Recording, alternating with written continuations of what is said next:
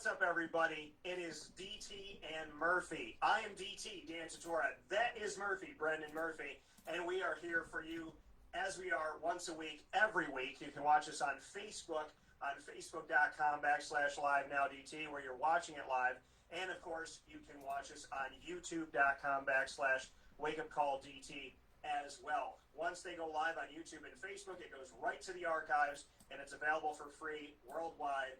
DT and Murphy make the picks on YouTube and Facebook, and of course, we share the information on Instagram and Twitter as well as on my website, WakeUpCallDT.com. So to run it through, you'll find us on WakeUpCallDT.com, Facebook at WakeUpCallDT, Twitter at CallDT, Instagram at WakeUpCall_DT, and YouTube.com/WakeUpCallDT. Now that all the pleasantries are out of the way, B. Murph, what's up, sir? How you doing?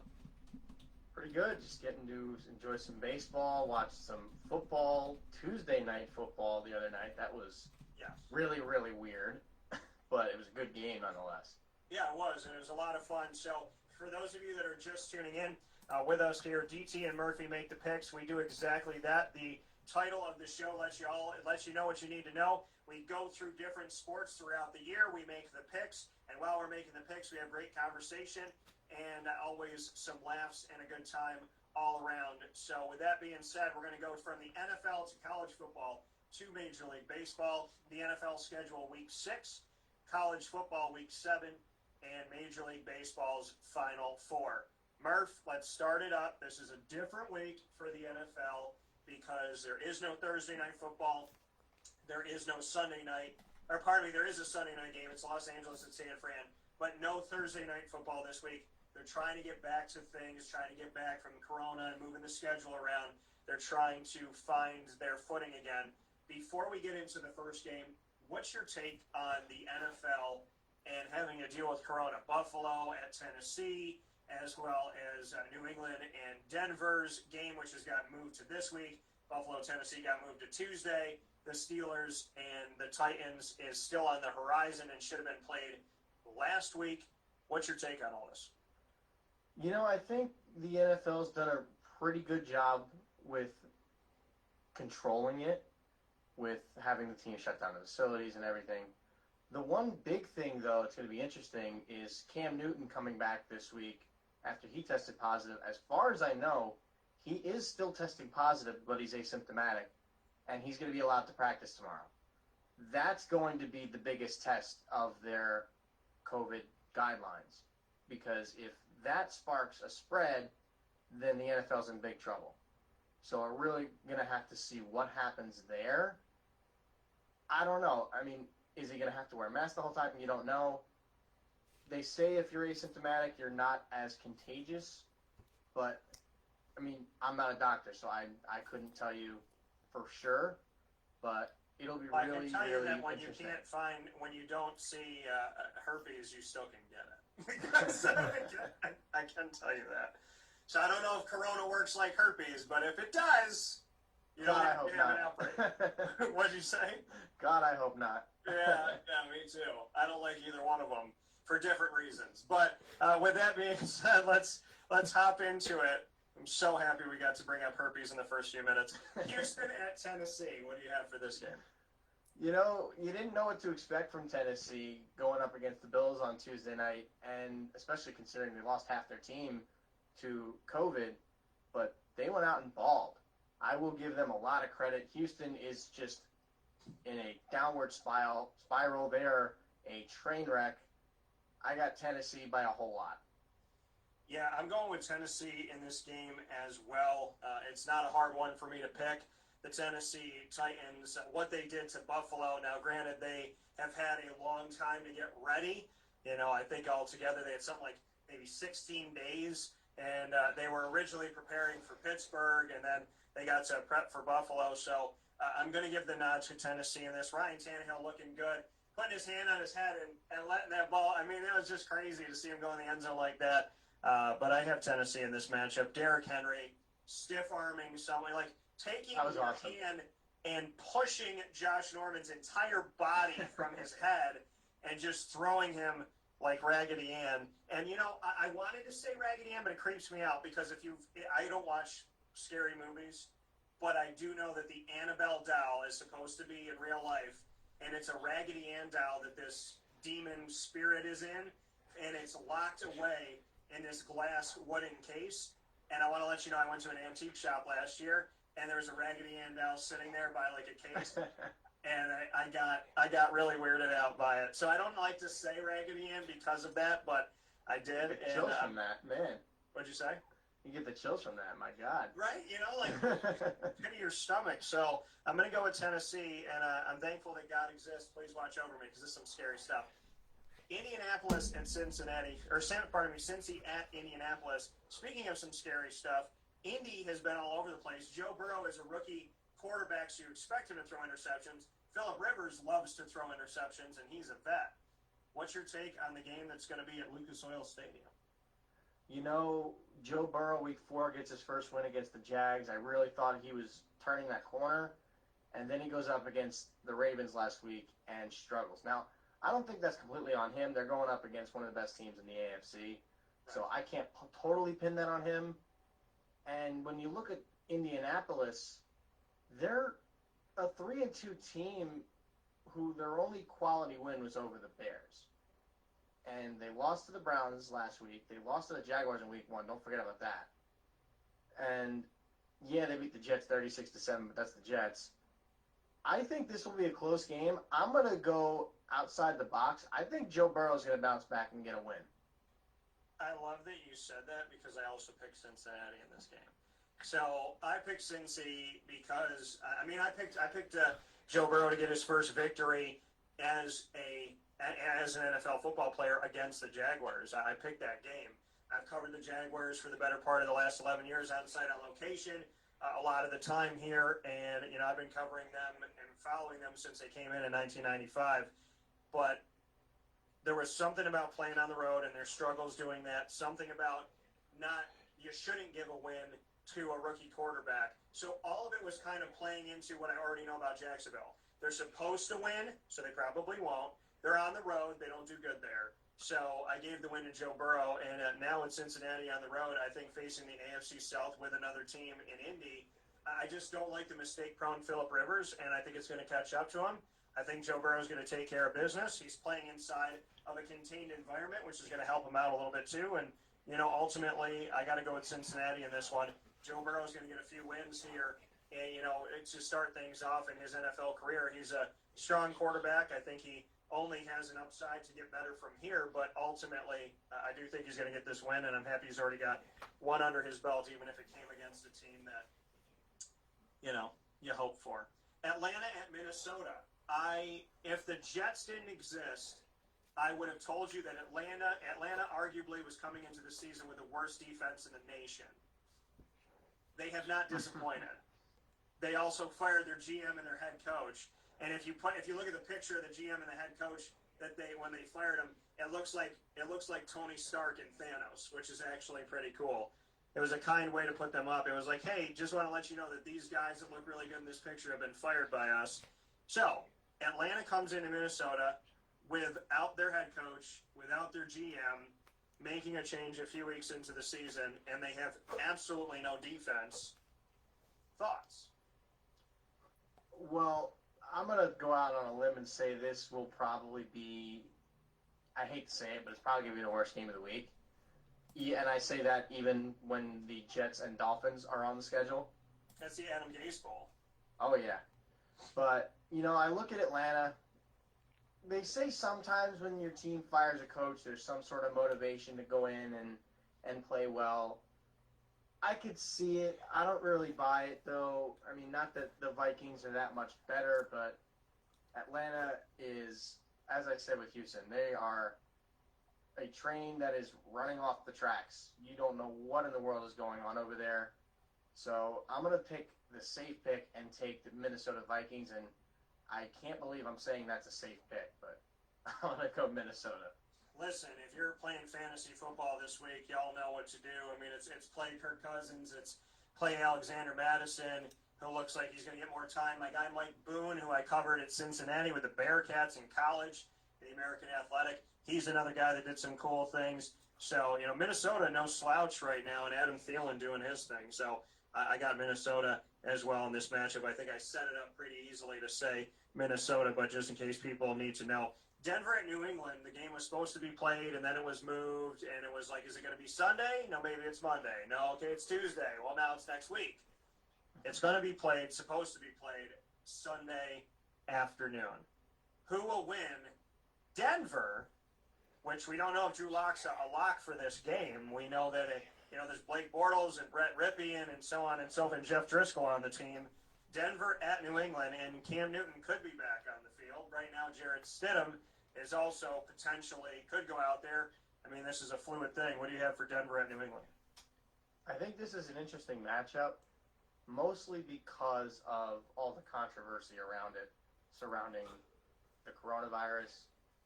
The fact that Cam Newton's coming back and practicing, as I mentioned before, is a complete and utter question mark. You don't know what is going to happen there. I honestly, I'm going to say this game's probably not going to be played this day, and I think it could be because of Cam Newton, and I hate to say it.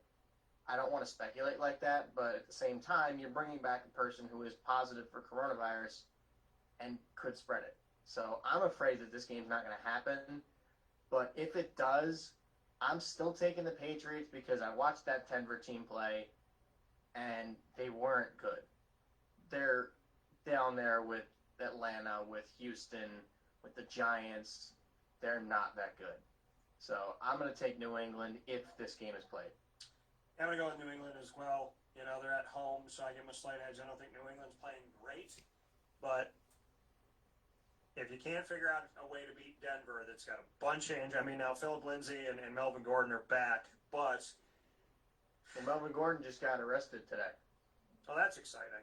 So... I believe it was a DUI, so let me actually run back and check Bleacher Report. I'm pretty sure that's what it was. Yeah. So Melvin Gordon was supposed to be active. Now it's Philip Lindsay. The fantasy value is really only with Jerry Jeudy this week when it comes to anything Denver Broncos. Yes, you are right. He was charged with a DUI. Pulled over at 11:43 p.m. Eastern Time on Tuesday for going 71 miles per hour in a 35 mile per hour zone.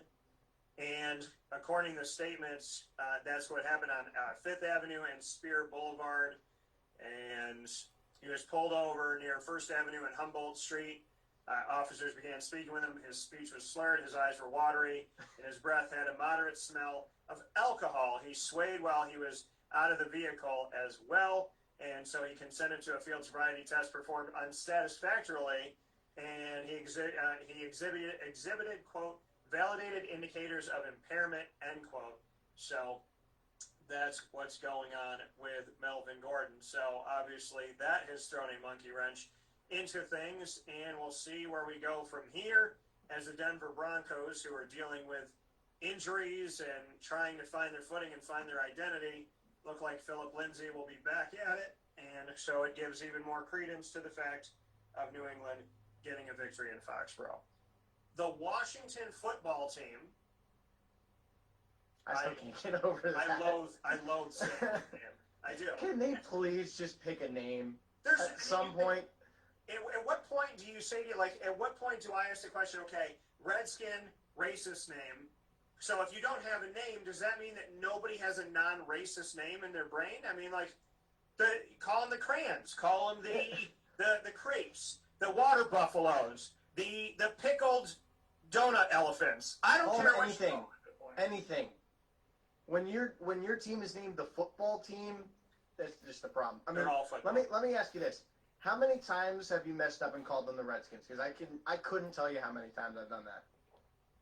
I am proud of my ability to alleviate it, but it does come up, and when I do have people on the show, they still call them the Redskins. They don't even correct it. They just go. I sometimes forget, honestly. Like, I'll be talking about them, and I'll just be like, oh, the Redskins did whatever. I'm like, wait a minute, they're not the Redskins anymore. Yeah. And I just forget. But they need to pick a name at some point. Anything. I don't care what it is. Pick anything. Pick like the Beatles for all I care. I liked the Washington Pickled Donut Elephants, which is the one that I said. I don't care what they are at this point. So the Giants have no identity. Washington literally has no identity. And they have the awesome opportunity to play each other this week in the NFC East, which is an awful rep. Basically, if you win 3 to 4 games this season, you might win the NFC East. What are your thoughts on Washington at the? I don't even want to. I don't even want to talk about the game. It's 0-5 versus no name. This is a disgrace. It's like asking you to talk about a movie in the Walmart dollar bin.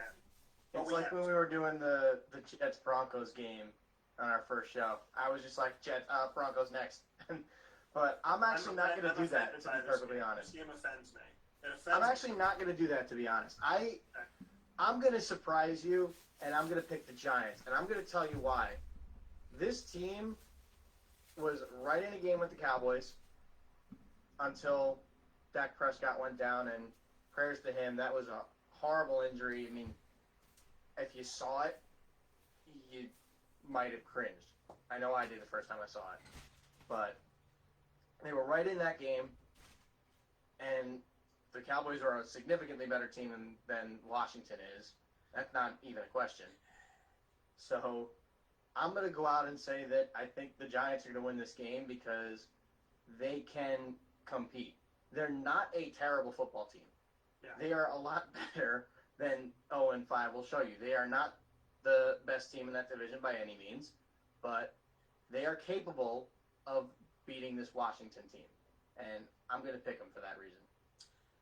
I'm going to pick the Giants because they're playing the Washington football team. That's like a Little League team. That's why I'm picking the Giants. I'm picking the Giants because at 0-5, this is what you get. This should be, a game that you shouldn't have much of an issue with. It's, just do what you need to do, okay? It's the Washington. It makes me so mad that I have to call them the Washington, and I'm not saying I want to call them the Redskins, but the Washington football team. Be anything. Literally anything. The Washington Moon Pies. The Washington Fart Blossoms. The Washington We Don't Cares. The Washington We Have No Identity. The Washington question marks. I don't care what you call yourself. I don't. Just don't make it racist. And the fact that you don't have a name to come after the name that you got rid of, you have had months. You have had absolute months. This is like being in class, and you're in a class with a teacher who's like, listen, everybody's going to get an A if you show up and you write your name on a piece of paper, and it's like, literally tell me anything about yourself. Your job is to write a paper about what it's like to be Dan Tortora, what it's like to be Brendan Murphy. Like, you literally just write a paper about a day in the life of you, and Washington's like, but what should it be on? And I wish I could have taken that class at Marywood. I have too. So it's like, it's just insane. So I'm going with the Giants, but I'm really pissed off about the fact that I have to call you the Washington football team. And Dan Snyder, mark my words, I think Washington football team's catching on. It seems it's not catching on. Nobody likes it. There's 32 football teams. You're not a football. Okay, everybody's a football team. So be what you are, whatever that is. Pick it. Stay with it. The jalapeno poppers, I don't care. Find an appetizer menu. Call yourselves the potato skins if you want to keep skins in it. Do what you need to do, but do it quicker than you're doing it, Dan Snyder, because your inability to make a decision on a nickname for your team is very, very much paralleling your inability to make any good decisions for the Washington franchise. I think that's probably a good place to move on, because I know that I'm going to go on a rant like that. So, and we already talked off air. It's not even my team. It's not even my team. And I'm mad. I'm mad for the fans. I feel really bad for their fans. I really do. I feel for them. There are names everywhere. Literally, everywhere. Just in your brain, anything. I can't do it. I can't, because there's nothing about it. It's like working with. It is. It's like trying to talk to a vegetable. Anyways, Baltimore, but at least a cucumber would have a response. Baltimore and Philadelphia. I'm so mad. Baltimore and Philadelphia, what do you have for them? Ravens. I don't think I need to say much else. Yeah, I'm picking Baltimore in this game too. Philadelphia doesn't play defense. The NFC East doesn't know how to do that. Cleveland at Pittsburgh. I think this is going to be a better game and a closer game. And when they see each other again later on in the season, depending on where Cleveland's at, I think they got a shot at them. I don't know if it's this time. What do you have for this? I think they do too. Personally, I think these teams are going to split the games, and each team's going to win the home game. So that being said, I got Pittsburgh in this one. I am seeing a lot from the Steelers this year that is telling me that they might be better than the Ravens. They might be better than the entire AFC. I seriously doubted that Big Ben had much left coming off of a major surgery and really only having what I thought was about a year or two left, which he probably still only does have a year or two left. But you look at that team, their defense is great. Their O-line is great. They have good receivers. They have good weapons all over the field. And something we might talk about a little later, they could maybe bring Le'Veon back. I know we'll talk about that in a minute, but if they do that, there's nothing stopping this Pittsburgh team from being the best team in the AFC. I got Pittsburgh. I think it's going to be a good game, but give me the Steelers. Yeah, I'm going to do that as well. I'm going to pick the Steelers in this game. I'm not too concerned about this. I mean, you think about it like this. Pittsburgh, because they couldn't play the game against Tennessee on time. Pittsburgh's 4-0. Cleveland's 4-1. Between the two of them, 8-1. They, you put 4 wins together cumulatively in the NFC East, I think they would pass out. But that's something that's happening. I mean, we expected Baltimore. You thought maybe Pittsburgh with Big Ben coming back. Cleveland's 4-1. I mean, this is not a bad conference or a bad division by any stretch of the imagination, the AFC North. And I'm going to go with Pittsburgh in this one. I think it's going to be closer. I think it's going to be good fantasy, a little bit higher scoring, but I'm going to lean on Pittsburgh in this matchup to get the victory. And I know they're hungry for it. They've been doing a lot of great stuff, and I think they will find success in this one. Although I do think Cleveland will give them a little bit of a run, and maybe the second time around might be able to get them. Chicago at Carolina. Oh, wait, hold on. I had a memo come through. This memo is, hold on. I gotta check here and see. I think this is a memo from Dan Snyder. This is what he just sent. So I'm going to have to answer that later on here in the broadcast. I have to take some time with it. I do appreciate him faxing that over to me today. Chicago at Carolina. What do you have for this? You know, this one might surprise you, and at 4-1 may sound like it shouldn't surprise you, but I'm going to take the Bears in a close one. I'm taking Carolina at home. Chicago's been good. Chicago's been more impressive than I thought they would be in the win-loss column. But ultimately, I like Carolina at home. I like what Mike Davis is doing on the ground. I like the fact that they're utilizing him like they did Christian McCaffrey, giving him the ball out of the backfield either through the pass or through the rushing attack. So I think there's some good to be had there. Carolina being at home, I give them a slight edge against Chicago, but I still think Chicago's a team that's fun to watch and could shock a few people this season. Green Bay's playing very well, and Minnesota could be right there too, but Chicago has definitely started off strong. Speaking of Christian McCaffrey, before we move on, yes. Any chance you'd trade him? Trade Christian? Oh, I would trade him? Yeah, I have probably the best receiving core in our league, so. Yeah. I got Amari Cooper, I got Tyreek Hill, I got Cooper Kupp, I got Robbie Anderson, DK Metcalf. You can take your pick. I know. We might have to. I desperately need a running back, so you can take your pick.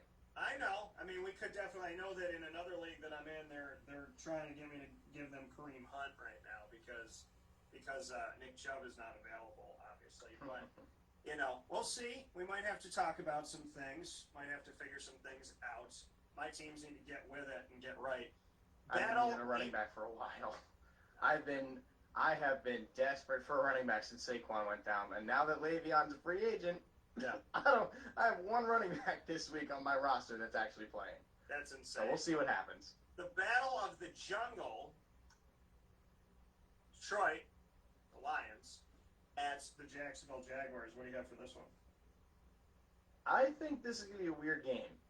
And I think there's going to be some quirky things. Like, I could see some defensive touchdowns, special teams touchdowns. So if you don't have these two defensive special teams on in fantasy, it might not be a terrible pickup. Yeah. I could see it being a really funky final score, like something like 18-12 or something crazy like that. But I am actually going to go with Jacksonville for the sole fact that they're playing at home, and I love Gardner Minshew. Gardner Minshew's been putting up some good numbers and having success. James Robinson, the undrafted rookie out of Illinois State, that running back doing a good job as well. I'm going with the Jaguars in this one. Detroit does not wow me in any way, shape, or form. Cut and paste that from last season and the last couple seasons. And Jacksonville's at home. They got to get on the right side of things. I think they do it in this game. The New York Jets at the Miami Dolphins, the Adam Gase Bowl. Nothing like a team seeing a fired coach who couldn't do it who didn't figure anything out in Miami, and going within like 3 days of him being available, going, you know what? We need Adam Gase. And they call him, and Adam Gase is probably like, I just got fired. I'm getting offered this job. These people nuts. Of course I'm going to take it. Of course I'm going to take it. I don't blame him. Right. I don't blame him for taking that job. Because it's like, it's insane.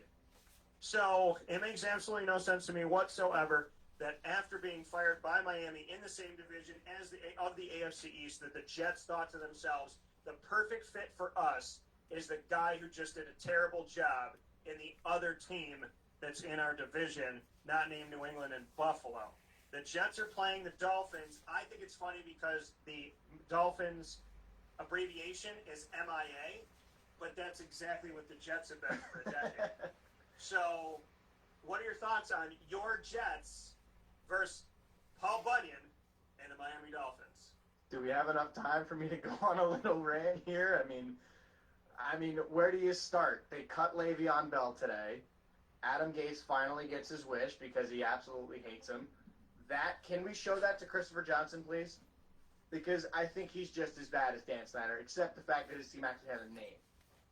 But, I mean, even though he's not that much better, the Jets need Woody Johnson back. I'll tell you that. Regardless of what happens in the election, I need Woody Johnson to not be the ambassador to the UK anymore and come back to the Jets, because Christopher Johnson has absolutely no idea how to run a football team. I would say that the Jets need Woody from Toy Story. Like any Woody. And Woody Johnson, Woody from Toy Story, Tom Hanks, who plays the voice. I think anything's better than what they have. Yeah, I mean, you're right. And I can't fault Joe Douglas because, I mean, I think he drafted well. It's not his fault. He was kind of put in a situation where he's stuck with a coach who stinks and has absolutely no business coaching in the NFL. At this point, if they didn't fire him after the Denver game, I'm convinced he's there the whole year. They almost got rid of him calling plays, but he's still going to call plays, so that is bad.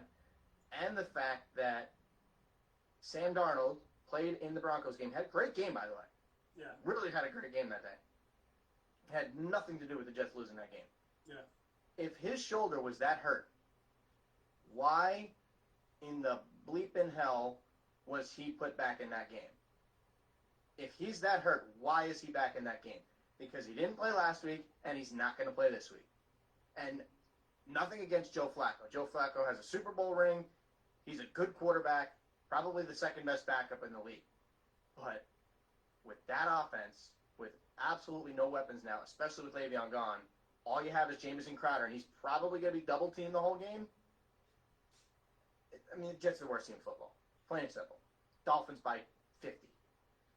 I think it's disrespectful to think that anyone on the Jets would be double-teamed. I mean, they're only gonna do it because he's the only guy on that team that is even I know. That is even an NFL caliber receiver. I know. And he's only maybe a 3 receiver on a good team. Jamison Crowder, I like him. I'm going with Miami. I don't have to say too much about this. You know, there's very few games that I can tell you I'm overly confident that Miami will win. This is one of them. I don't know if there's many. Thought about taking them in Survivor this week. I could still change it, but I did think about taking them in Survivor this week.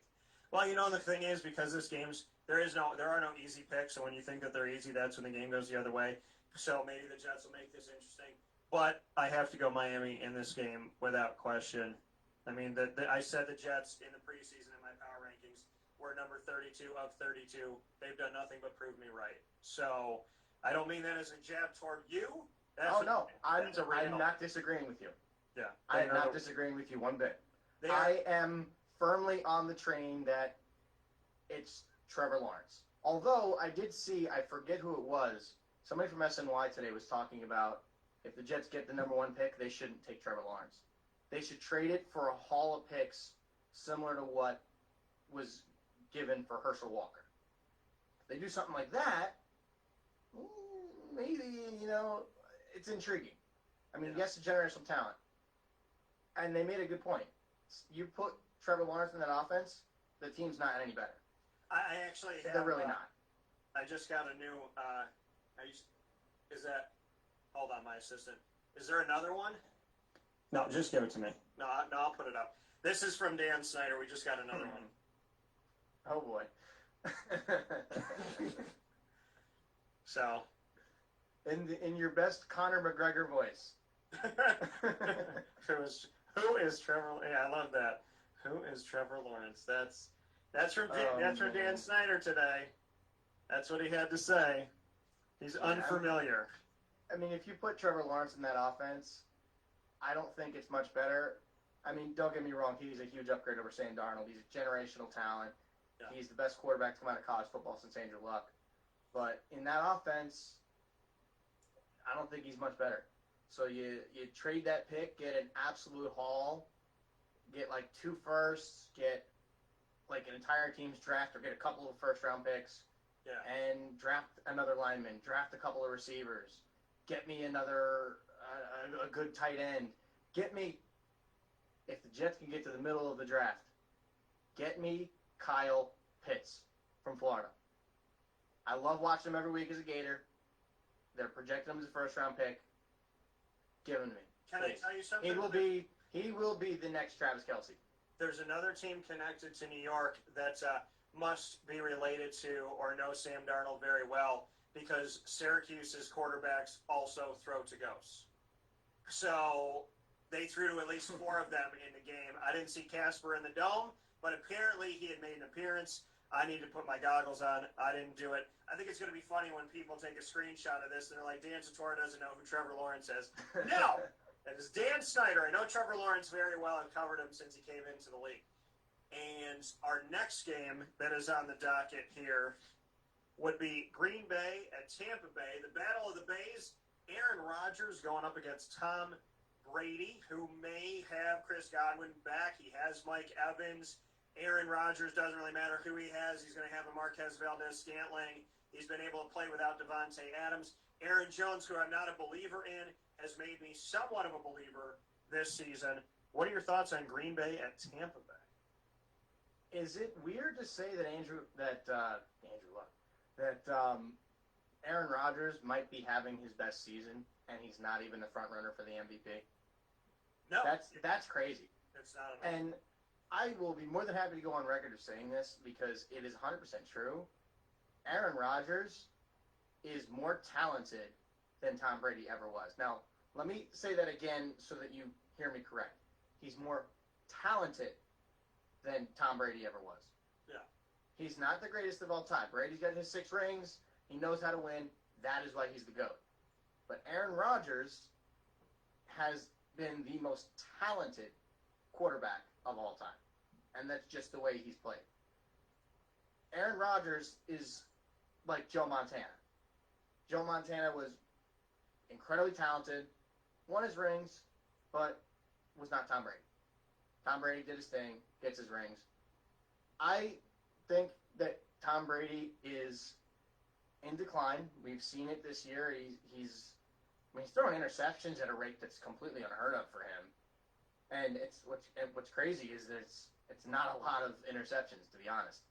But I like Aaron Rodgers and the way he's played this year, and the fact that he's basically telling the team to stick it where the sun don't shine for not taking a weapon for him in the first round and he's just getting it done. I got the Packers. It's going to be a good game, though. This is how many downs there are. I just wanted Tom to know. Yes. There's four downs, Tom. And he starts screaming at his teammates. Like, dude, you're the quarterback. Of all the people on the field that's supposed to know what down it is, it's you.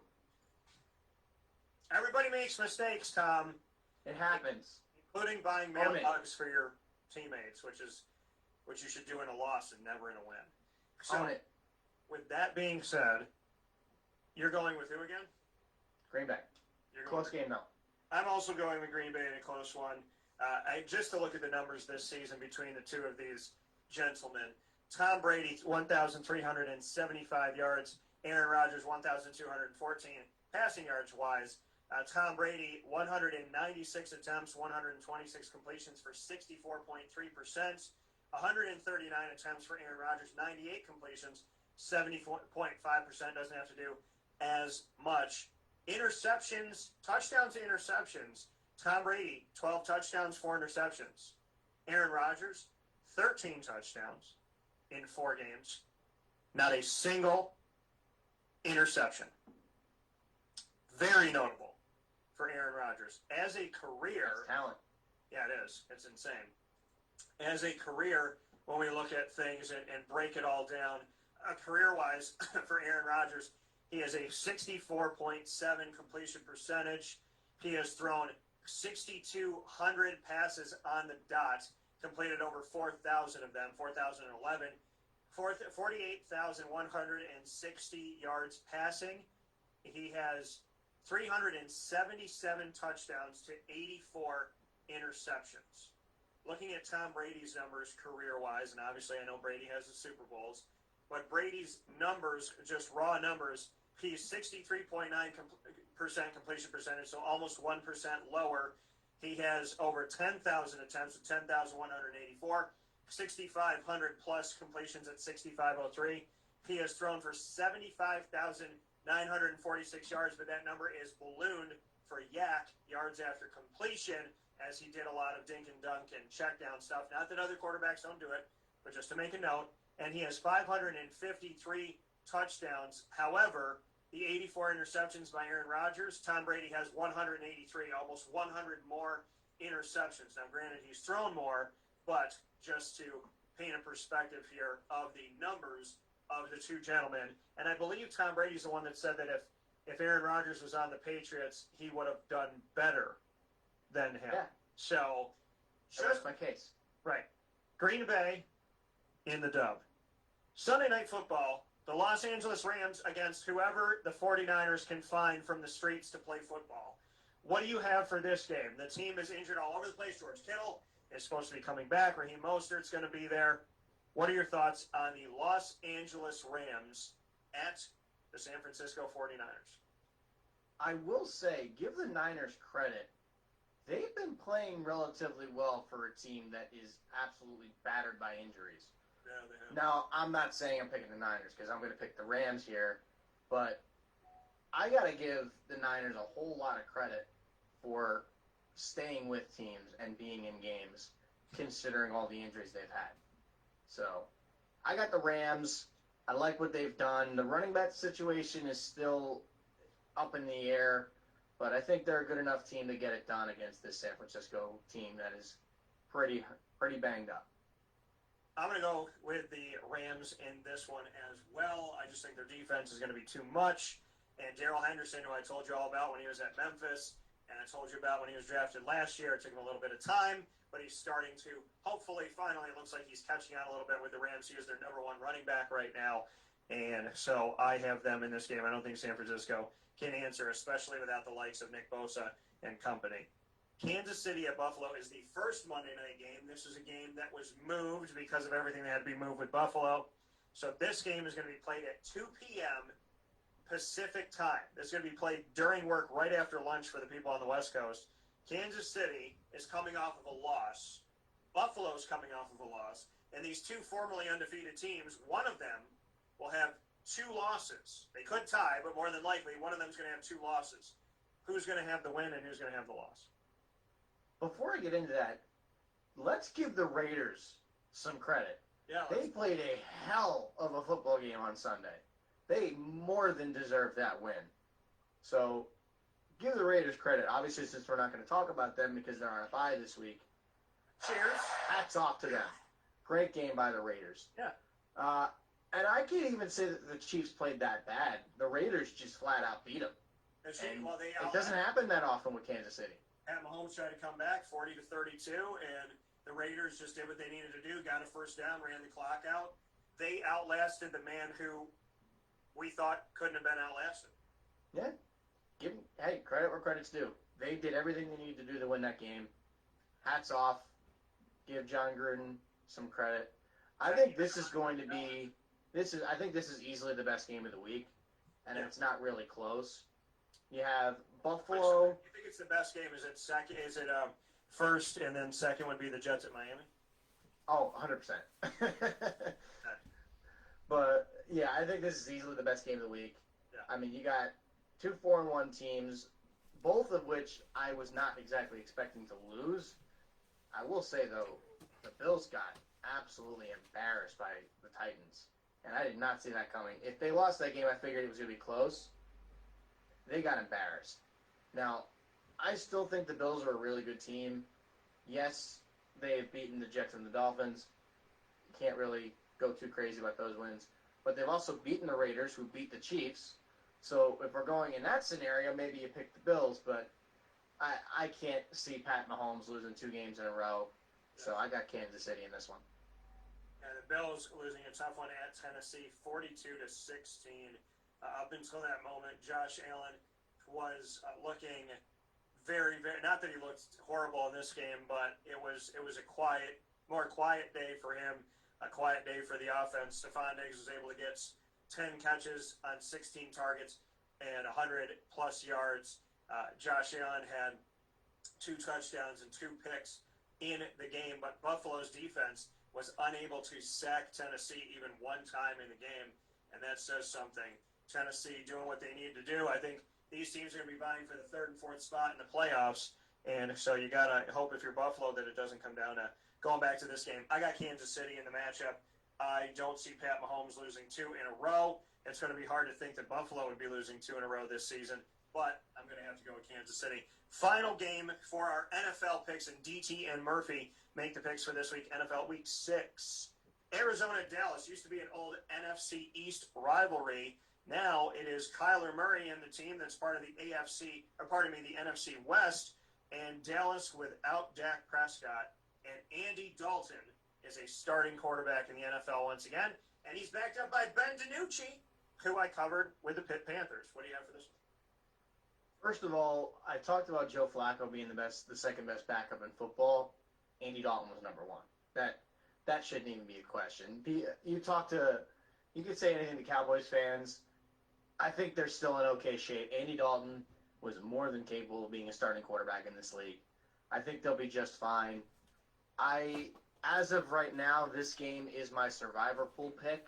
Yeah. And I took Arizona. I don't know if I'm going to stick with that for survivor, but for the sake of this, I am going to pick Arizona. I do think the Cowboys are going to be coming out with something to play for. They're going to want to try to win for Dak. I get that. I think Arizona has shown that they're a really good team that's taken a step forward this season. I'll tell you what, though, DeAndre Hopkins doesn't hurt when you have a young quarterback in Kyler Murray. So I think this is going to be a good one. I do think the Cardinals will pull away late. Mm-hmm. I think it's going to be a double-digit win for the Cardinals, but I think it'll be close for most of the game. I got the Cardinals. Yeah, I mean, I got the Cardinals in this one as well, and shout out to the Arizona Cardinals getting one of the most lopsided trades in NFL history. It looks Bill O'Brien, what were you thinking, man? Well, he's the GM and the head coach. It's hard to beat both. And DeAndre Hopkins has only had 3 games out of 5 tries as an Arizona Cardinal. He's had 3 games, more than half the time, over 130 yards receiving in a game. Not 100, over 130.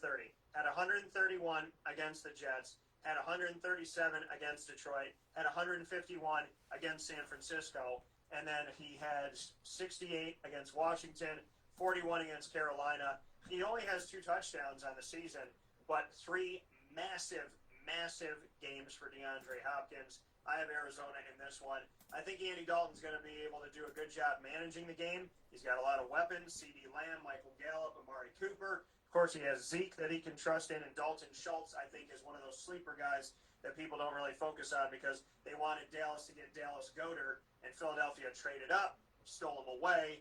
So there's not a lot of emphasis on Dalton Schultz, but I think he could be something in this game. Ultimately, though, I think Arizona's going to have their number, which wasn't the case when they were in the same division, but they're not anymore. So, I say, though, that when David Akers announced that the Eagles picked Dallas Goedert, that might have been the funniest pick announcement in NFL draft history, where he absolutely roasted the Dallas fans by, I don't know if I'm going to get this exactly correct, but he says before the pick, he goes, "Hey, Dallas, the last time you were in the Super Bowl, these draft picks weren't born yet." And that was just a total roast on the Dallas Cowboys fans. Philly took Dallas from Dallas. Exactly. That was awesome. So, I love that. It definitely was some shade being thrown. So for myself, DT, and the man Murphy over there, we only disagreed on one pick in NFL Week 6, and that is Chicago at Carolina. So we're going to have a very, very similar record, and one of us is going to have one more win than the other when it comes to the NFL this week. More coming up for college football in just a moment.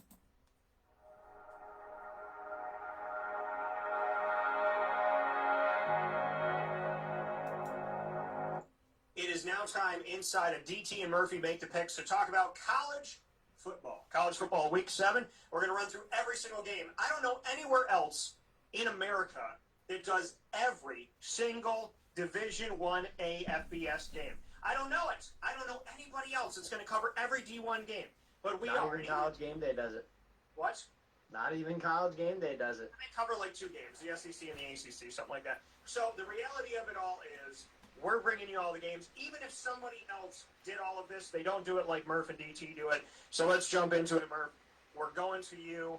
We ran our graphics at the beginning of the show. I bested you in college football, but you got me in the NFL. Let's see how we roll around this time. Coastal Carolina at Louisiana. What do you got? Well, for the same reason that I picked Coastal Carolina 2 weeks ago, I'm going to pick them again. I mean, like we've said, I am not surprised you got me in college football because when it comes to these lower tiered schools, I legitimately couldn't tell you much about them. So I'm going to... King of the lower tiered school. Well, you know more than me, I'll tell you that. But I'll go Coastal. Yeah, I'll take Coastal. I'm taking Coastal Carolina because I think they're a good team. I actually watched them a couple weeks ago because I knew I had something on it. And so I watched it. One of my buddies, Austin Wilson, transferred from Syracuse, played quarterback over there. Shout out to you, brother. Hope you're doing well. I'm going with Coastal Carolina as well over Louisiana. Louisiana is ranked in the top 25. The top 25 makes no sense to me. If you want me to go off, talk to me about how Michigan is ranked, didn't play a game. They started 3 weeks ago, they were ranked. The next week, they went up 3 spots in the polls, not playing a game. Then this past week, they went up another spot. So they've gone up. They were in the top 25 and went up 4 spots with a record of 0-0, and Penn State's in the top 10. It makes absolutely no sense. I don't know how you're in the polls without playing a game, let alone rising in the polls without showing anything. Just shows you how screwed up college football is when it comes to the media and some of the coaches' thoughts on teams that are out there. I thought you actually had to play games in order for somebody to rank you, but that's just crazy me. Georgia State at Arkansas State. Georgia State, baby. They were the worst team in NCAA Football 14, the video game, and they're the most fun team to make a dynasty with. So I'll take Georgia State. Gotta love them. Georgia Southern becoming a D1A teams. I like it. I'm going to go with Georgia State's in this one as well. SMU at Tulane. I know both of these teams well. I know their coaches, and I think that this is going to be a really good game. What do you got? I got SMU. I mean, the Mustangs are a pretty good team. I mean, they wouldn't be ranked 17th if they weren't.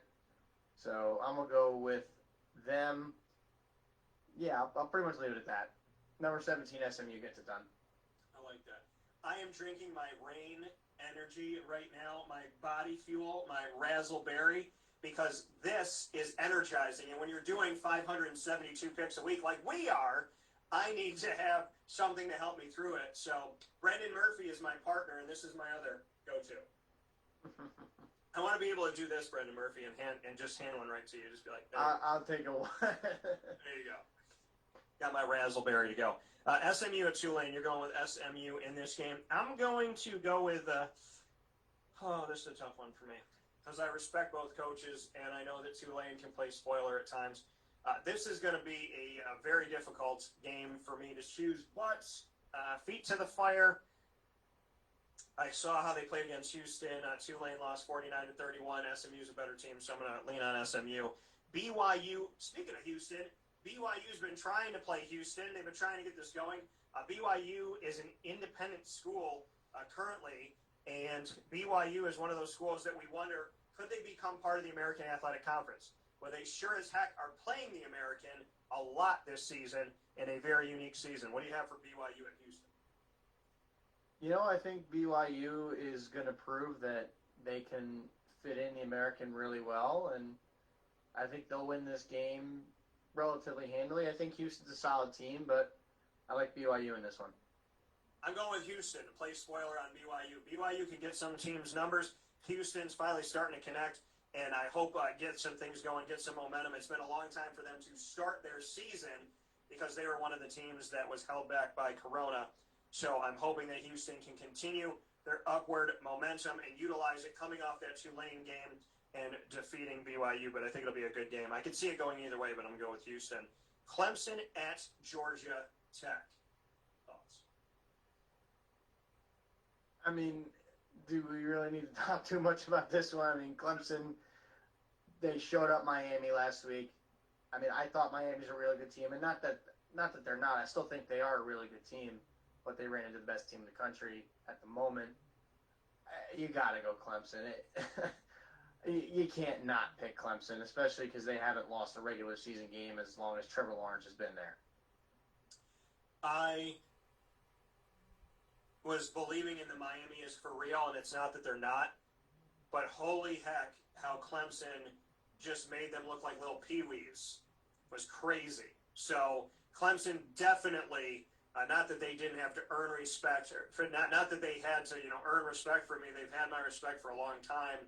And Dabo Swinney got to spend time around him, interviewing him over the years. So, but that 42-17, that was a big statement win over a top 10 Miami team. So, I mean, I believed in Clemson before, but any thought of me thinking that they could get shaken up a little bit? No, I'm going with Clemson in this one. I think Clemson could go undefeated in the regular season en route to yet another ACC championship game. Cincinnati at Tulsa. Tulsa coming off of a victory over UCF at UCF. The last time UCF lost at home was 2016 to Tulsa. Since then, they went on a 21-game home winning streak. I think it was the second longest in the nation. Tulsa broke it back then. Tulsa broke it in this matchup. Tulsa also held Oklahoma State in their only other game of the season to 16 points. Had, I think, 14 tackles for a loss in that game. Fantastic play by Tulsa's defense, a team that has done a lot of great things in the Philip Montgomery era, but hasn't finished games. They finished this one against UCF. They got the dub. Now they after pulling in one of the best teams in the American, they pull in the best team right now in the American in Cincinnati. So back-to-back, not easy. All their games this season in and out of conference, not easy up to this point. What do you think about Tulsa and Cincinnati? I love Tulsa and the fact that they beat UCF so they can finally drop their argument that they're the best team in Florida. I don't care that Florida lost to Texas A&M last week. They're still better than them. But we'll talk about that later. We'll talk about that later. But I think Tulsa probably run out of gas. And I think Cincinnati has proven that they are a very good team. And I think they'll win this game relatively handily. So I think it'll be competitive early, but I think Cincinnati will pull away late. You drop UCF from the rankings when they're ranked number 11 because they lost to Tulsa, who hung with Oklahoma State, who is in the nation's top 10. I don't know how you drop UCF from the rankings they went from 11 to 29, and then Cincinnati rises all the way to the top 10 in both polls. So there is respect, but it's taken away quickly when it comes to the American, and that's where I do not agree with the national media and the national and with the coaches poll as well as with the AP poll. I am a part of the media. I'm somebody that pays attention with these teams and has an ear to the ground. I think it's a disgusting showcase of if you have a name in history, like a Michigan, you can rise in the polls when you're not even playing. But if you're UCF, you lose one game, you drop 18 spots. That's ridiculous, and it's offensive. Cincinnati in the top 10 is deserving, but if Cincinnati were to lose in this game, if they fall out of the top 25, then, you got to treat Texas the same way. Texas isn't getting anything done, and they're losing to unranked teams. Notre Dame is 4 in the nation, and they've beaten garbage. So, Notre Dame, show me who they played. Again, just like the season they went 12-0, who did they play? Who's ranked? They don't have, on paper it's a tough schedule. I don't care about on paper. I care about the schedule and what you're actually going up against. Notre Dame has done nothing to be ranked in the top 25, let alone to be ranked in the top 4, and UCF gets dropped for losing one game. Cincinnati, hopefully they don't treat you this way, but I don't think that's going to happen. I think Cincinnati's going to be 6th or 7th in the poll after winning against Tulsa this week. Pittsburgh at Miami. You'd think that Miami would bounce back, but Pitt is a pain in the butt to play, and they play you close even when they lose. That they do, but I still think this Miami team is really good. They're going to bounce back, and I think they're going to beat Pittsburgh pretty handily. So you're going to go with Miami in this matchup. This one is really, really difficult for me to pick. I'm going to go with Pittsburgh. I know they're on the road, but there's something about Pat Narduzzi and what he's done since he came in to Pittsburgh. Pittsburgh and Syracuse joined the ACC in the same year. I'm still waiting for Syracuse to officially join the ACC. Pitt looks like they've been there for 30 years. So Pitt figured out how to do it. Syracuse still hasn't figured out how to do it. And so shout out to Pittsburgh for getting really comfortable in the ACC so early on. I got them winning at Miami, which I'm sure a lot of people won't have, but it's my feeling and I'm sticking to it. Auburn at South Carolina. You and I a couple weeks ago thought that Auburn was going to go into Georgia and steal one away. They didn't. Now they have South Carolina. What are your thoughts? Well, yeah, they got beat up in that Georgia game. South Carolina has been the SEC teams in recent years, but I think Auburn's a good enough team that they'll be able to handle them pretty easily. I think that Georgia game is kind of a fluke. I think Georgia just so happened to play a really good game, and Auburn just struggled. So I'm going to go with Auburn. I'm going to go with Auburn in this game, too. I don't feel the threat of South Carolina inside of the SEC, and I haven't felt it for the last few seasons. So I'll continue to believe that. Auburn's one of those teams that kind of goes up and down. And, Georgia's been good. Florida's been good. Has been getting better. LSU, obviously, is coming off of a championship, and Alabama's Alabama. Auburn's one of those other teams that you'd think would jump into there and give at least 5 of the SEC a shot at the college football playoff. But Auburn kind of goes up and down. They lose games that they shouldn't. When they're ranked in the top 10, they struggle. Then they go out of it. They come back into it after getting a win. I'm going to go with Auburn in this one, though. I do think they figured it out. Tennessee has held their own in the nation's top 25. They play Kentucky at home. What do you have? I'm going to take Kentucky, and I think they played a really good Mississippi State team that is now out of the rankings. Yeah. And, I think they could make some noise. It's not playing right now, yeah. Sorry. Yeah, they're a good team. I mean, Kentucky's been a pain in the butt in the SEC for a while now, and they've been good the last couple of years. I think Tennessee's a solid team too, but I like Kentucky in this one. I do. I'm going to go with Tennessee in this matchup. I think Tennessee, being at home, it's been a while since they've been able to hang in the top 25. They got in it last year, and this year they've gotten some comfortability in there. They did drop in the polls. They dropped 4 in the AP, and in the coaches poll they dropped 5 spots. So they're 18 in the AP, 17 in the coaches poll, respectively, after losing to Georgia 44-21. They defeated Missouri, and they defeated South Carolina, 2 unranked teams. Kentucky's one of those teams that's ranked and then they're not. And then after playing Kentucky, they got Alabama. The game's going to be at home 3 days after my birthday on October 24th. But, it's Alabama even though it's at home. So I think they're going to definitely have to build some momentum here. And I think that they'll get it defeating Kentucky. Navy at East Carolina. My guy, Kenny Amatzalolo, it has his 100th career victory. He does it with Navy. There's no coach that's had a better record with the Navy midshipmen. Paul Johnson, who went on to Georgia Tech, who I got to know when he was there, he helped Kenny Amatzalolo take that job when he went on to Georgia Tech. Kenny Amatzalolo, emotional, saying, I would not be here if not for Paul Johnson.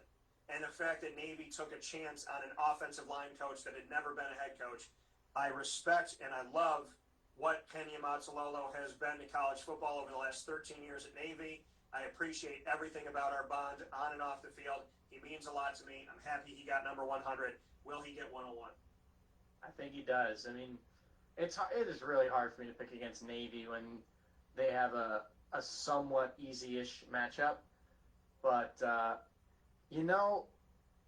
mean, my family's Navy. My grandfather was in the Navy in World War II. My cousin is ship commander, I think, in the Navy. So Navy is close to my heart. So it's very difficult for me to pick against Navy. So I got Navy. I got Navy, too, in this game. I think they'll get it done. Mike Houston's trying to turn some things around with East Carolina. And I believe that he could very well be the right guy for the job. But in this game, I just don't see it happening. Texas State at South Alabama. What do you have for this? This is another one where I can't really say too much because I look at these teams and I'm just like, well, I don't know a lot about these schools, so I'm not going to go and make a crazy guess where I'm going to talk about like how good this team is. For the sake that I said last time, the sake that they're an Alabama team, I'm going to go South Alabama. I'm going to go with South Alabama in this just because I think Texas State has looked worse. And so ultimately, I'm going to go with South Alabama in this matchup. I want to bring up something here that kind of leads me into this decision-making as well. And that is taking a look at one of the stats here when it comes down to it. And I believe that they are in the bottom. Yes, they are. Okay. So Texas State has allowed 16 sacks in 5 games. The only teams that are worse than Texas State, well, Boston College is tied with them. Duke, 19 sacks allowed in 5 games, and Syracuse has the most sacks allowed in the nation for a Division I AFBS team, and they've done it in less games. In 4 games, they've allowed 21 sacks to their quarterback, 5.25 a game. Syracuse, the worst in the nation. Here's a crazy thing. Syracuse is first in the nation in takeaways with 14 forced turnovers by fumbles and interceptions, 14 total. They lead the nation, but their offense doesn't do a lot with those turnovers because they don't allow a lot of time to their quarterback. The quarterback's responsible for some of these, and so is the offensive line. How about, when you just look at the juxtaposition, first in the nation in takeaways and last in the nation when it comes to sacks allowed, 21 sacks allowed in 4 games. Awful. Texas State has given up 16. That is why I give the slight edge to South Alabama in this matchup. The next one up is South Florida at Temple. Temple played a very close game against Navy. Navy had to come down to the wire, onside kick it. They got it to work. Temple has been spoiler to Navy before in Annapolis, Maryland. So what do you think about this? South Florida's trying to find their footing with Jeff Scott, their head coach, who came from the Dabo Sweeney tree. They have a win over Citadel, a loss to Notre Dame, a loss to Cincinnati, and a loss to East Carolina. South Florida's going to take a while to rebuild. They seem to be rebuilding ever since Willie Taggart, and before Willie, they were rebuilding there as well. They've struggled to find their footing and find a lot of success. What can you say about South Florida playing up against Temple, who every 2 to 4 seasons changes their head coach, but it doesn't seem to keep them out of bowl games? I'm going to go with a somewhat local favorite. I'm going to take Temple. They're a team that is every year, at least from what I've seen. But South Florida's probably more in that kind of a range. Yeah. So I'm going to go Temple here. I think it could be a decent game, but I'm going to take Temple. I liken it to dating during Corona times. And so a girl's face is covered. Temple is oh, she's not that bad. And USF is that a goatee under there? That's what UCF is. And listen, Where's the drunk goggles when you need them? I don't need to know what goatee is tickling mine or yours. That's not acceptable. So Temple is, I like what's underneath the mask. USF, not right now. There's a goatee or at least a little bit of a mustache going on. So I got Temple in this game. Liberty at Syracuse. Lord Jesus and Mary. Liberty is 4-0. They have a running quarterback. They do some good things. Syracuse forced 4 fumbles, recovered 3 of them, and got an interception, and still found a way to lose by double digits 14 to a winless team in Duke and give almost 40 points to a team that had multiple turnovers in the game. Normally, if there's 4 fumbles on your team, you lose 3 of them, and you throw an interception, you get trounced 50-14. Well, that didn't happen. As bad as Duke was, they were better than Syracuse, and now Liberty comes to town. I am sick to my stomach to talk about this game, but let's do it. Liberty at Syracuse. I'll be quick so that you can have your spotlight. I got Liberty. I'm sorry, but I gotta take Liberty. Dude, I don't find anything wrong with your pick. Syracuse has struggled, and I've said it on Wake Up Call before. Syracuse years ago in the Greg Robinson era, which I know is the era that of which we do not speak, but I have to. Akron, they are the Zips. Their mascot is a kangaroo. Kangaroos do not play football. The kangaroo is an emaciated kangaroo. It is skinny, it is bony, it hasn't eaten in years, but somehow, some way, as much as it can't find food, it finds beer all the time. It's got a giant beer gut. It's got a skinny old belly. It's anorexic with a beer gut. Syracuse lost to that. If Syracuse loses to Liberty, I liken those moments as parallels. Things that I don't want to see happen. I don't disrespect Liberty. I respect their game. I respect their coach, Hugh Freeze. I respect what they're doing as an independent, because the independents that we know are Notre Dame and BYU, and Liberty's trying to push themselves up. They won 7 games last season. They went to a bowl game. There's a lot to be said about Liberty.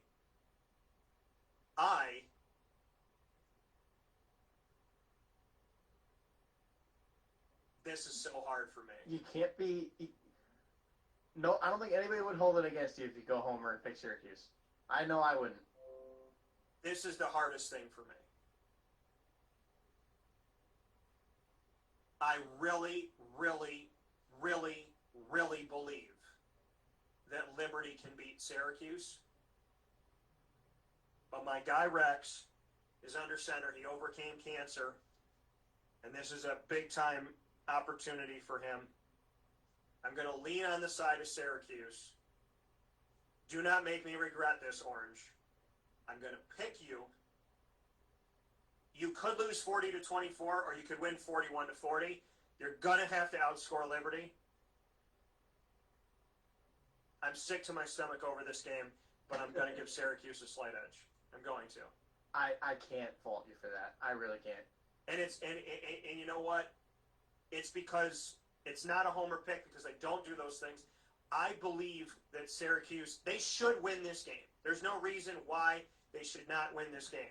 This game should not even be close. But because of what they did against Duke, and because they were supposed to beat Duke and supposed to beat Liberty, these are the games that I circle, because I know Syracuse well enough growing up here and covering this team that the games that they're supposed to win, you can never, ever say it's in the bag. When it comes to Syracuse, if you bet against them, you lose. If you bet for them, you lose. So the reality of it all is I believe that they should win due to the talent that they have going up against the talent of Liberty. With that being said, the wheels will officially fall off the dang truck if they lose this game. Syracuse, I'm giving you a slight edge. Okay? I believe in you. I also believe in the notion of me walking out of the Dome on Saturday, shaking my head going, how in the Sam heck did you just lose to Liberty? So let me walk out not feeling that way, because I got to do a post-game show, win, lose, or draw. And this is going to be a close one. And I'm frustrated to say that, because this should be a cakewalk for Syracuse. But this should be Syracuse's citadel. But it's not. What's the over-under? Liberty's favored. Duke was favored. And I could definitely see Liberty winning this game, but Syracuse, slight edge. This defense still has a lot of talented guys, even with Andre Cisco out. I'm sick. I'm sick to my stomach, but show me what you got, Syracuse. Don't go one. You one bit. Don't go 1-4. Please don't. Please, just don't do it. Kansas at West Virginia. It's like Washington having no name. Frustration with Syracuse. Like, as much as I'm angry here, I'm like over the top. But I respect the guys. You're at home, for goodness sakes. Finish the game. Do what you're supposed to do. Win it. Because guess who next week is? Clemson on the road. That's a 70-7 loss. If you lose to Liberty and you go in there after that, it's 70-7 loss. Beat Liberty. Know what it feels like to get a taste for a victory. And do something respectable in Death Valley. I'm going to pick Syracuse. Kansas at West. I'm so sick over this. Kansas at West. What do you have for this? I'll keep this one short and sweet, because we got a little off the rails there, but rightfully so. Because I have to speak I don't blame you on that one. When we get to it, even though the game's not going to happen, I'm going to do the same with Florida. So, I get it. Yeah. This one, I'd like West Virginia here. I mean, they played Oklahoma State relatively tough. They held them to 27 points, which is something to be said. They're not allowing points. They have allowed a grand total of 44 points this year. I would say it's pretty darn good being in the Big 12. And Kansas is usually the cellar dweller in the Big 12. So, West Virginia. I'm going with West Virginia in this one too. The post Dana Holgerson era, it was how long is it going to take for them to do some good things and make it happen and whatnot. I think that there's going to be some positives for them in this one. Kansas is the one that you should beat up on in the Big 12. I got West Virginia winning it. Army at Texas San Antonio. I'll be honest. I like UTSA here. They played hard. They're a relatively good team. I just lost their. I don't know what happened to my schedule here, but they played hard against BYU. I do believe they lost that game, because I just completely lost my tab that I was looking at for my schedule. And I'll lost. for you. They beat Texas State in a shootout, 51-48 on the road. They beat Stephen F. Austin 24-10. They beat Middle Tennessee 37-35. They lost to UAB 21-13. My number and my grandpa's number. And they lost to BYU in a close game. BYU ranked 15th in the nation. On the road, UTSA only lost by a touchdown, 27-20. Yeah, that's the one I was looking at. Army's been pretty good this year, but I'm going to go with UTSA here. I'm going to go with Army in the game. I think this is a game. I mean, it's on the road. Army's been ranked in the top 25 the last couple seasons. They've been able to get it done. So, including this season, they had some respect there. They're 4-1 right now. Their only loss is to Cincinnati. They defeated teams that they should, unranked teams. They lost to ranked Cincinnati. UTSA, another unranked team. And I feel that Army's going to be able to get it done and make it happen in this matchup. Although I do have respect for UTSA and what they've done as we went over that. Western Kentucky at UAB. They played Miami relatively tough. I'll take UAB here. I'm going to go with UAB in this matchup too. Ever since they got rid of their program and then realized that was a bad decision and brought it back, they came back, got to double-digit wins, went to a bowl game. Success story, awesome. Basically, what UAB, the Blazers, learned was all you had to do was to light a fire and make your football team better was to cancel it and then resurrect it. You literally had to kill it and bring it back to life to show that it had life, and it's working. Louisville at Notre Dame. Notre Dame, again, ranked 4th in the country for no apparent reason. What do you have for this? Give me the Fighting Irish. Us as the young, my family's Irish, so it's very difficult to pick against Notre Dame. So, gotta go with Notre Dame. I mean, they really haven't played anybody, but they're still consistently one of the better teams in the country. Notre Dame has played Duke, South Florida, and Florida State. They are 3-0. Louisville was in the rankings when they played Miami, 2 teams ranked in the nation's top 20, but they have fallen out of it. They defeated Western Kentucky. Since then, they've been on a 3-game losing streak. Lost to Miami, lost to Pittsburgh, both ranked, and lost to Georgia Tech, and lost to Georgia Tech by 19 on the road in Georgia Tech. So Louisville looks good and has started to drop off here, kind of pulling a Syracuse, where Syracuse was ranked last year in the preseason and then dropped off after that. I'm going Notre Dame in this game as well. Duke at NC State. NC State hasn't looked too shabby. Duke is coming off of their first win of the season over Syracuse. They're 1-4, all in the ACC. Duke has not had a break this season. They'll have bye weeks that are very close to each other, but they've played all the way through up to this point. What do you have for this one? Duke, stick to basketball. I got NC State. I got NC State in this one as well. You would have thought that Coach K was coaching the Duke team against Syracuse because they were just dominating. UCF at Memphis. What do you have for this? This is a replay of multiple AAC championship games, 2 of which I got to be a part of. What do you have for UCF at Memphis? Give me the Memphis Tigers. UCF is not who they say they are. Get out of here. Memphis in a double-digit victory. Memphis has only played 2 games this season. A win over Arkansas State and a 3-point loss to SMU. I am taking UCF. As much as I respect Memphis, UCF with a bounce back here and the victory. Ole Miss at Arkansas. Arkansas had Chad Morris, the old SMU coach, and I thought there was some potential for him to rise there, but it was going to take a while. They fired him, and since firing him, Arkansas has looked better. They got the Lane train coming in, who was in a shootout in a close loss to Alabama. What do you have for this one? Guys, Ole Miss is for real. Their defense, It's a big that trouble. offense is really good. I was questioning week 1 when I saw them play Florida. I was like, is their offense really good or is Florida's defense really bad? Well, it proved that it was both. And Ole Miss's offense is so good. They were right in the game with Alabama. If it wasn't for their defense not being atrocious, they might have won that game. But I got Ole Miss here pretty big. Ole Miss is a team that I do really think could be ranked by the end of this season. Their 2 losses are to a team who was number 5 in the nation at the time in Florida, and a team who was number 2 in the nation in Alabama. How about Let's go Roll Rebels. Yeah, I'm going to go with Ole Miss in this game. I got something crazy coming up here in a second that I have to mention, which is insane.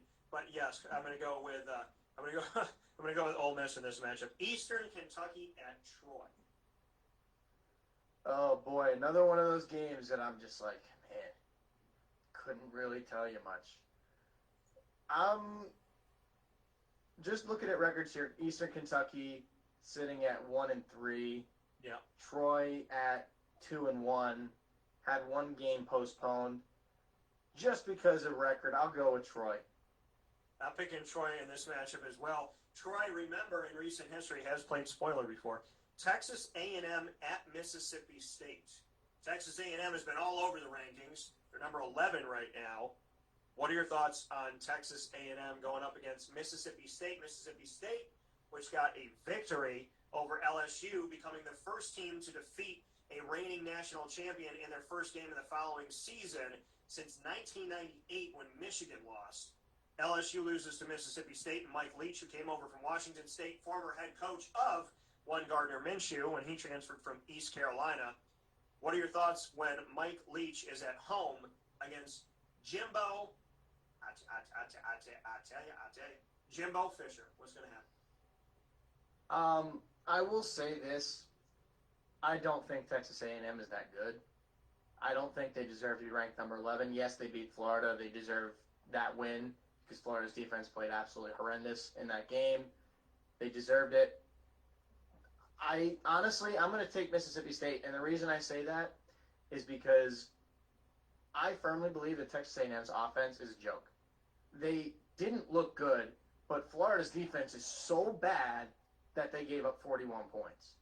So I'm going to take Mississippi State. I still think Mississippi State is a very good team, and I think they could be a team that messes with guys in the SEC. I mean, they did beat LSU.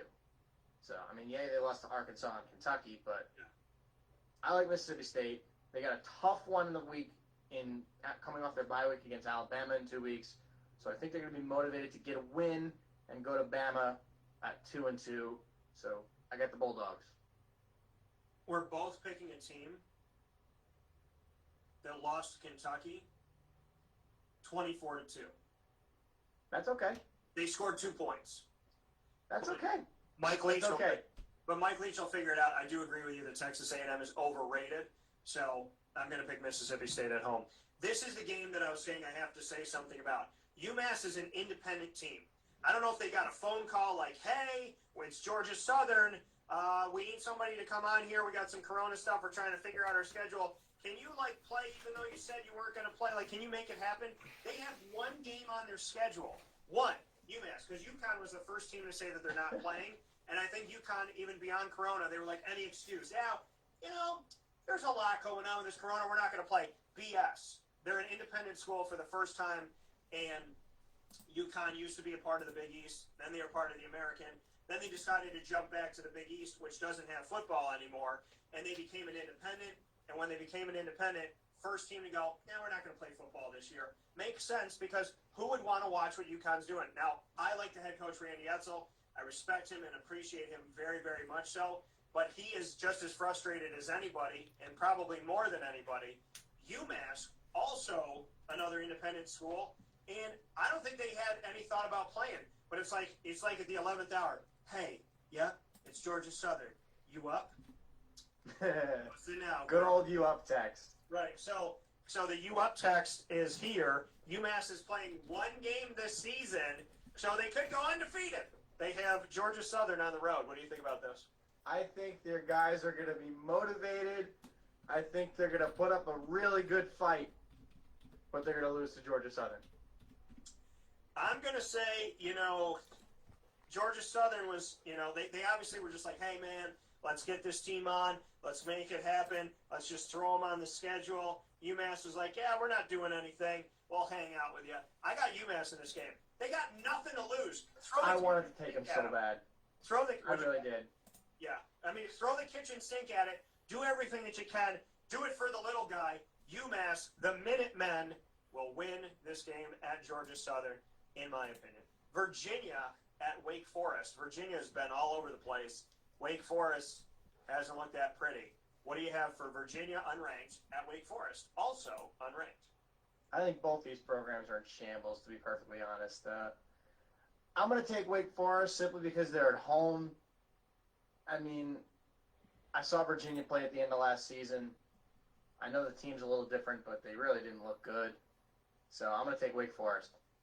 Virginia's only win this season is against Duke. Wake Forest was supposed to play Notre Dame. They did not. That game was actually moved here. So their only win is over Campbell. So to paint that picture for you, I'm going to take Virginia, and you're going to take Wake Forest in this one. I'm going to take Virginia. Bronco Mendenhall started to turn this thing around. Sad to see that it's not really going anywhere at this moment in time.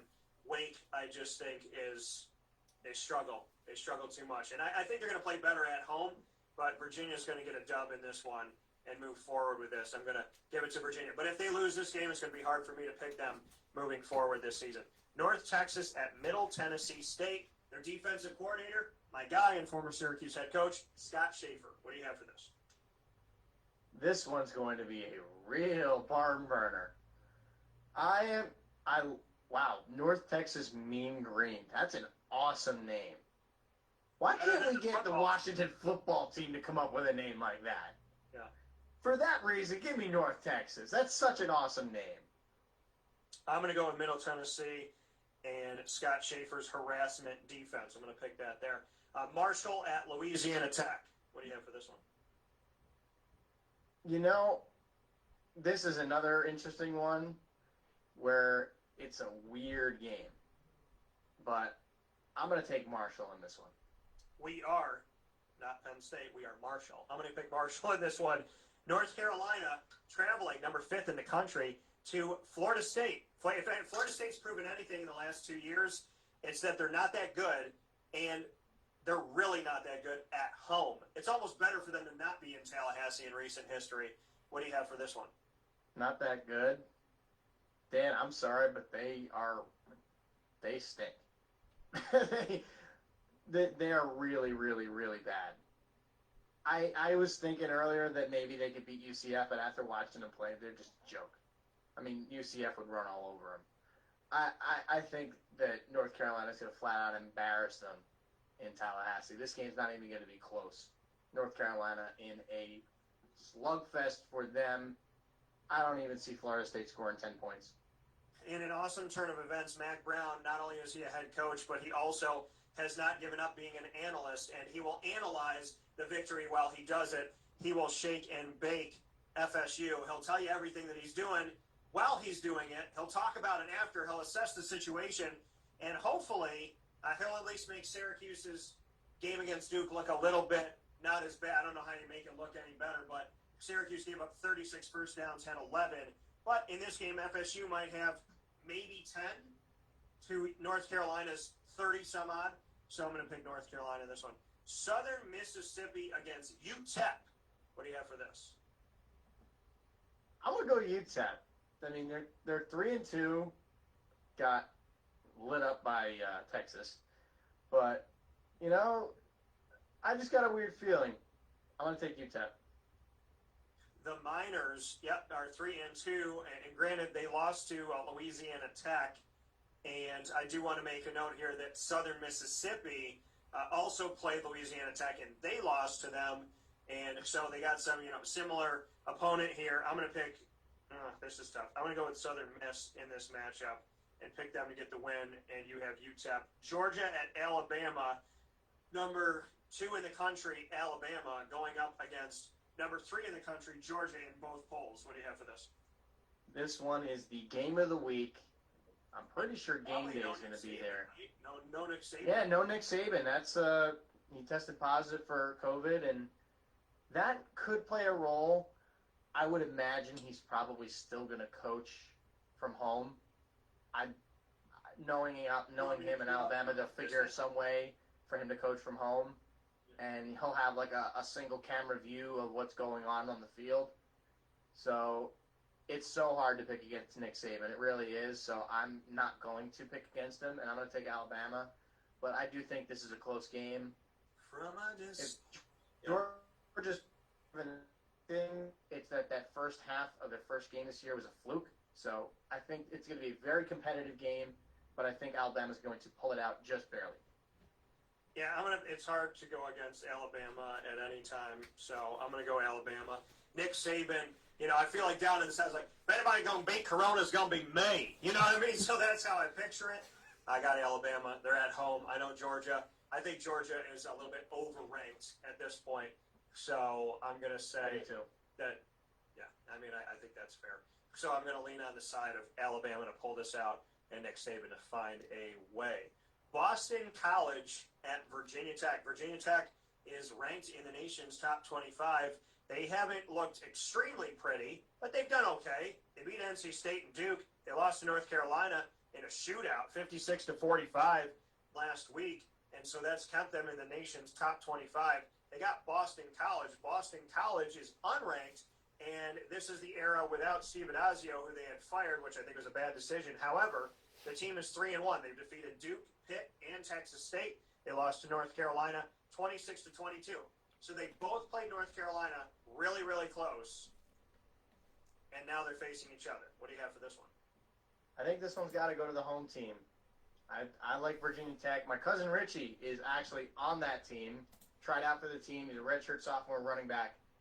Really, really, really far down the depth chart. But, Richie, shout out to you. I'm taking you and the boys for Virginia Tech to get the win. I got Tech in this one because they're home as well. Boston College, shout out to you. 3-1 right now. I didn't think you'd be there.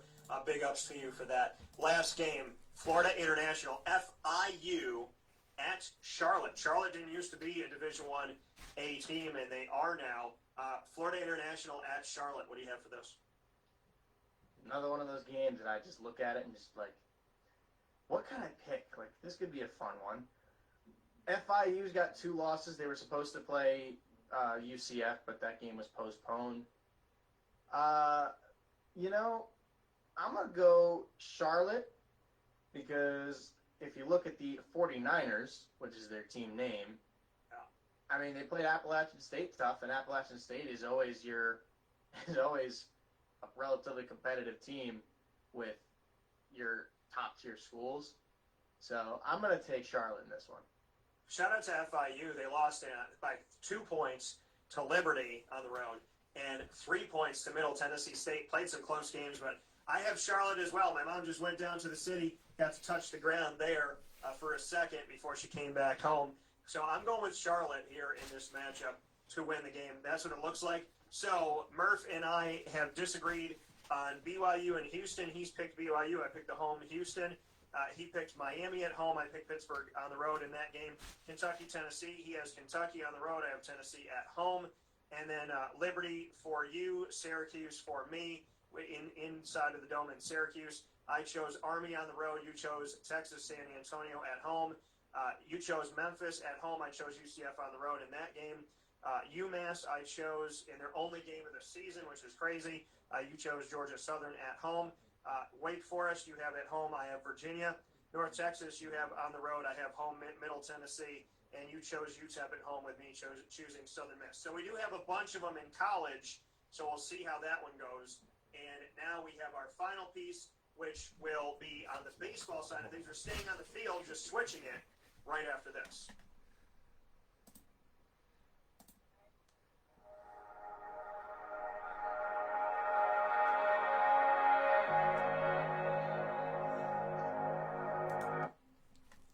And now it's time in this episode of DT and Murphy Make the Picks to talk about baseball. That's the baseball guy right there. You know, I have some baseball stuff I talk about, but I spend a lot of time on football, a lot of time on basketball and whatnot.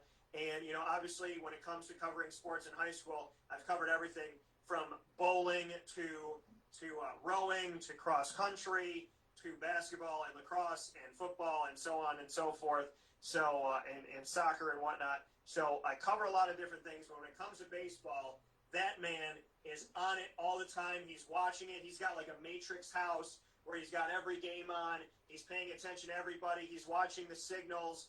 You know, it's amazing what Brendan Murphy does with the sport of baseball. With all that being said, your boy went 8-0.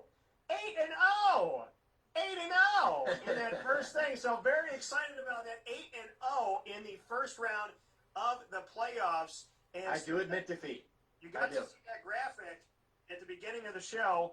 I chose the Rays, the Yankees, as well as the Astros and the A's on one side. On the other side, the Dodgers, the Padres, the Marlins, and the Braves. Not too shabby. Brendan Murphy went 6-2.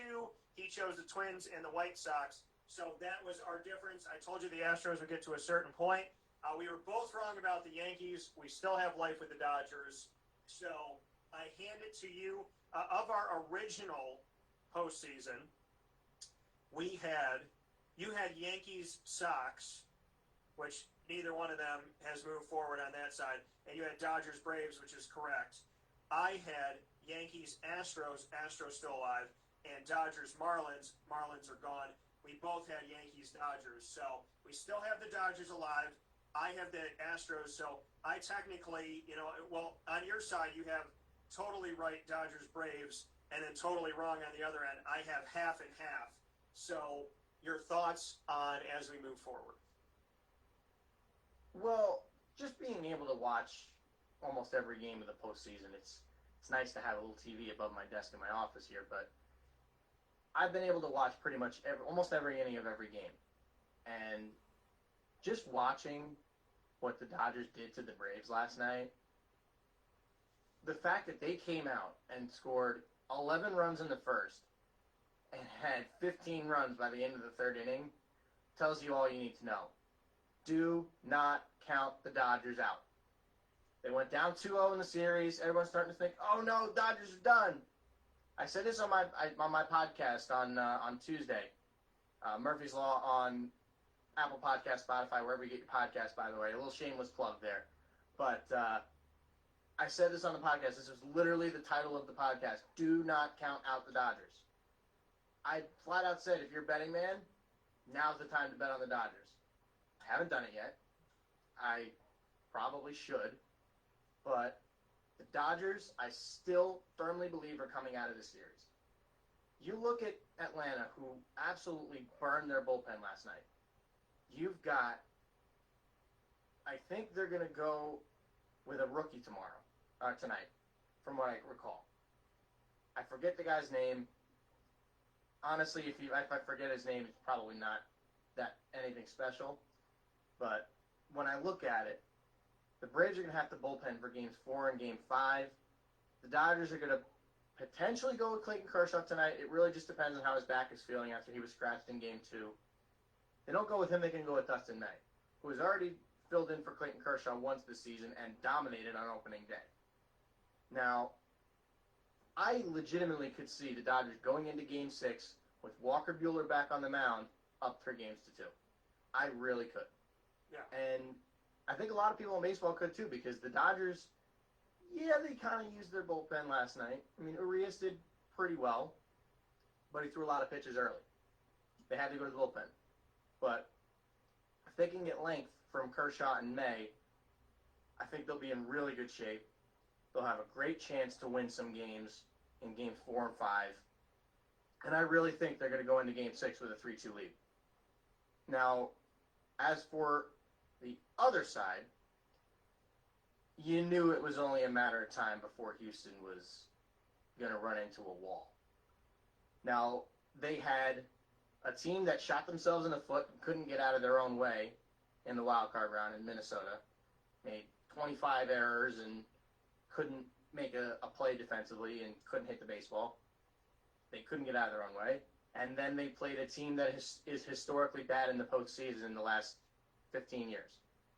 So they didn't have a whole lot to play against. Now, they're still hitting the ball well. Can't really fault them too much for that. But I will say this. The Rays' defense in that series has been incredible. Absolutely amazing. They've made defensive play after defensive play. Alex Bregman was robbed 5 times in Game 2. He did not hit a single ball in play under 98 miles an hour and went 0 for 5. If I had a game like that, I'd be sitting there like, man, I hit the ball hard and just got robbed all day. And that's exactly what he did. And then Game 3, he has a home run robbed by Kevin Kiermaier in the first inning. And I just look at that, I'm like, man, like this is just ridiculous. Like, I mean, you kind of have to feel for him. I mean, Bregman's one of those guys that you kind of hate from the whole trash can thing, but you got to feel for him. I mean, he hit the ball really hard and was robbed every single time. Now, I think Houston's pitching is what's killing him right now, considering they don't really have anybody other than Zach Greinke that they could really trust. But, I don't know. I think Tampa is a good team, and nobody's come back from a 3-0 deficit except the Red Sox. Rays are going to go to the World Series at this point. And I'm still picking the Dodgers. I have to. Here's the thing. I think that when we picked the Yankees,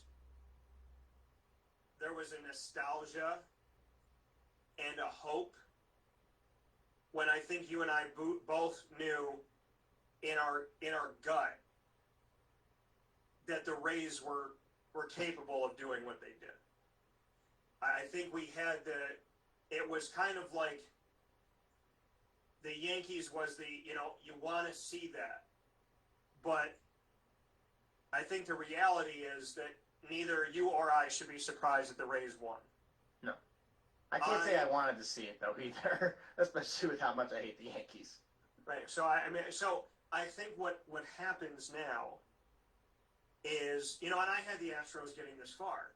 I mean, you and I went 8-0, you went 6-2, but we ended up in the Final Four being 2-2 apiece. And, you know, you having the Dodgers and the Braves, me having the Dodgers and the Astros, correct? I think that, you know, deep down inside, when I talk about this, I should have picked the Rays, but I did it in the, oh, wow, it'd be great to see the Yankees, instead of really just saying, you know, this is the Rays' year to go out and do something. I mean, look at what they've done in the season that they had, a unique season. And we said going into the season that there's teams that could really capitalize on the fact that you take 100 games off the season and, you know, you're only asked to play 60 plus. What can you do with it? So the Rays have done a fantastic job. The Dodgers have done a fantastic job. The Rays are not supposed to be there, allegedly, and the Dodgers are. So I think we're going to see Rays-Dodgers.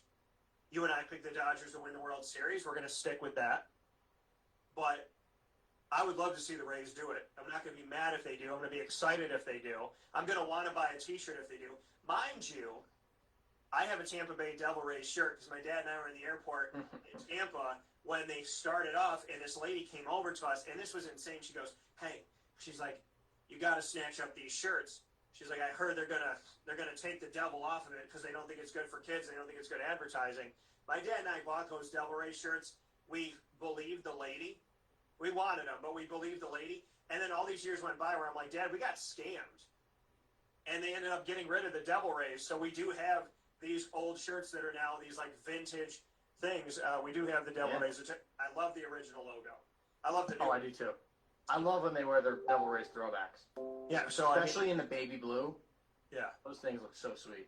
So, I mean, I love it, and I'm a big fan of, you know, stingrays in general, and, you know, have swam around them and pet them and whatnot. And they put their little flipper up, and you give them some love. So I am, if the Rays win, I'm going to be totally okay with it. But we both picked the Dodgers. We'll continue with that. I give a lot of credit to it. I am going to probably love this World Series. This will probably be one of my biggest ones to like sit and truly watch and appreciate in a long time. When my Diamondbacks beat the Yankees, fastest team to get to the World Series and win, did it in 4 years in 2001. They were my first team to win during my lifetime that I got to see. So, and since then, I didn't know if any of my teams would ever win anything, including them, win a championship. And now I only have one team left, which is Jacksonville. I mean, technically, Syracuse football hasn't done it in my lifetime. Jacksonville, though, has not done it. Syracuse basketball did it. You know, I also got to see the Cowboys, my second team. I got to see them do it, but I consider that before I became a fan.